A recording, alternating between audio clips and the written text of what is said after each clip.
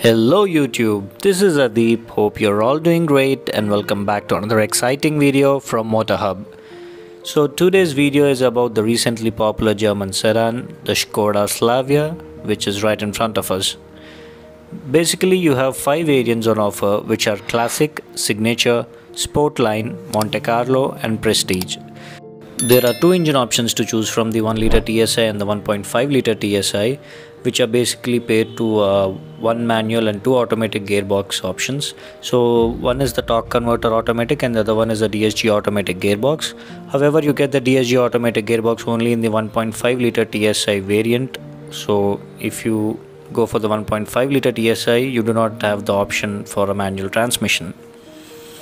Also, there are 7 color options to choose from, which are basically white, silver, red, grey, black, blue and carbon steel matte.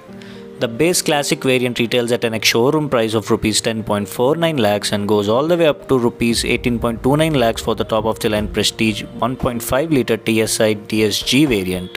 All these prices are ex-showroom only. The one in front of us is the 1-litre TSI Sportline variant, which retails at an ex-showroom price of rupees 13.69 lakhs and the owner had to pay an extra 10,000 rupees since this is a deep black color.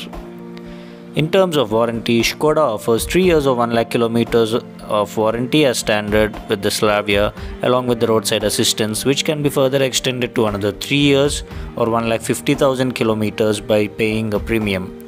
Skoda also offers something called as Super Care program, which are basically 2 years or 4 years maintenance packages for a premium.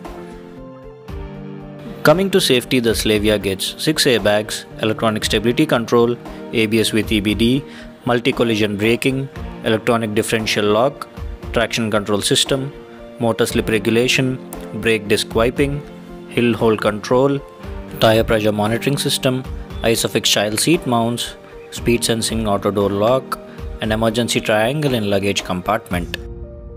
Coming to dimensions, the Skoda Slavia is 4.5 meters in length, 1.75 meters in width, 1.5 meters in height, 2.65 meters of wheelbase, and the ground clearance happens to be 145 millimeters. This is how the key of the Slavia looks. It gets lock, unlock and boot release functions along with a flip key. And if you look at the front, it gets this beautiful black Skoda signature grille, LED headlamp with DRLs and a projector setup for the high or low beam. Skoda lighting written right there. However, the turn indicator is still halogen, and just below that we have the fog lamp, which is halogen as well. And straight away, let's open the engine bay. Powering this Slavia is a 1-litre 3-cylinder turbo petrol engine, which churns out a maximum power of 115 PS and a maximum torque of 178 Nm, and this engine is paired to a 6-speed manual gearbox. It has 45 liters of fuel tank and is claimed to return a fuel efficiency of 20.32 km per litre. On the other hand, the 1.5-litre TSI engine gets 4 cylinders with active cylinder technology, which basically disables 2 cylinders when driven sanely to enhance fuel efficiency. The Sportline variant gets an R16 black wing alloy wheels and the tire size happens to be 205 by 55 R16. Skoda badging right there. Outside rearview mirror gets turn indicators, chrome door handles with request sensor on the passenger side door as well, shark fin antenna on the top. Moving to the rear, it gets these beautiful LED tail lamps, which are darkened out especially for the Sportline variant, along with the lip spoiler on the boot. Skoda badging right there. The reverse parking camera is placed right here above the license plate. And the lower half of the bumper gets reverse parking sensors along with reflector. The boot can be accessed in 2 ways. One is by pressing the button over here, and the other one is via the key. You just need to long press the boot release button and it opens up like this. The boot carrying capacity happens to be 521 liters, and this can be further increased to 1050 liters when the back row seats are tumbled down. The spare wheel is placed right here, and this is a 15-inch spare wheel, which is not bad. The fuel lid can be accessed like this by pressing a button when the car is unlocked. Moving to the rear seats, it gets this beige and black treatment on the door pads along with a 1 liter bottle holder and reflective tape as well.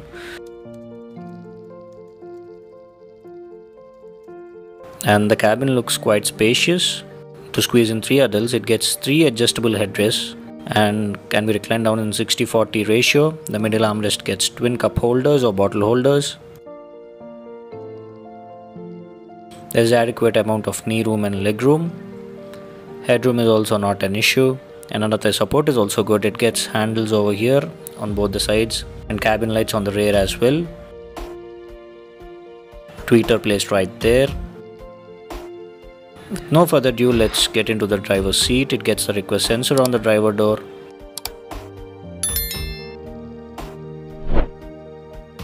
The driver's door pocket also gets a 1 liter bottle holder.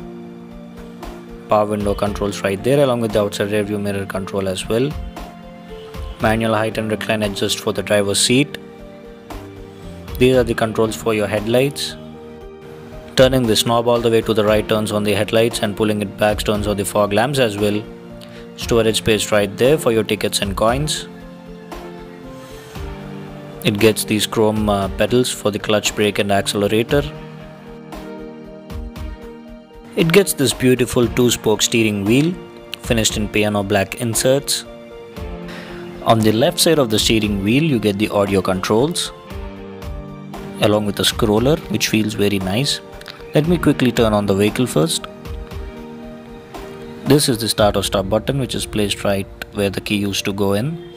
It gets an analog instrument cluster.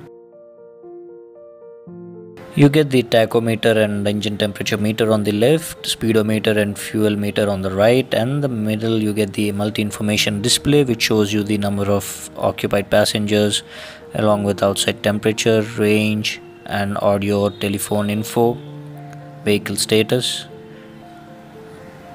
and driving data like the instantaneous fuel economy, average fuel economy and stuff like that. Coming to the infotainment system, it is a 10-inch touchscreen unit which gets wireless Android Auto and Apple CarPlay connectivity along with Bluetooth and FM modes as well. And it also shows you the driving data like the fuel consumption, time, average speed and stuff like that. You can also install custom apps like Spotify, and this is to turn off the traction control mode of the vehicle. And in the settings you can turn off the screen like this and tapping again turns it on. You also get controls to increase or decrease the instrument cluster or panel lighting,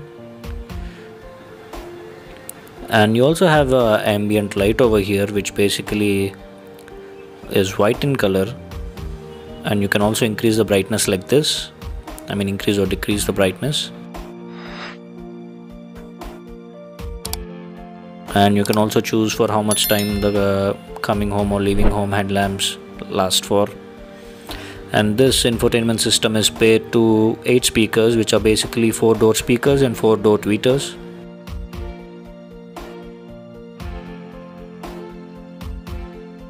And this is to increase or decrease the brightness of the infotainment system itself.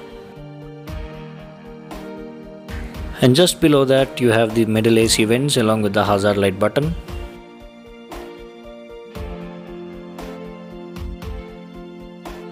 And below that are the AC controls which are touch sensitive. This is to increase or decrease the fan speed.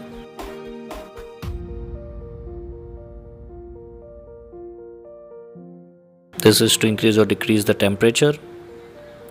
This is for the air recirculation mode, and it gets a PM 2.5 air filter as well. Just below that you have 2 USB ports. One is for reading the USB and the other one is for charging, Type-C port. Some storage space right there. This is to lock or unlock all the doors. This is for the auto start or stop function. And this is how the reverse parking camera of the Slavia looks. It gets guidelines but are not adaptive.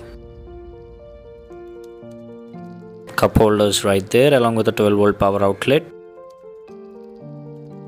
Manual parking brake, and you get a middle armrest with decent amount of space, and it is slidable as well. tweeter placed right there on the A pillar, and this is the cooled glove box with decent amount of storage space, auto dimming inside rear view mirror, and on the top you get the controls for your cabin lights.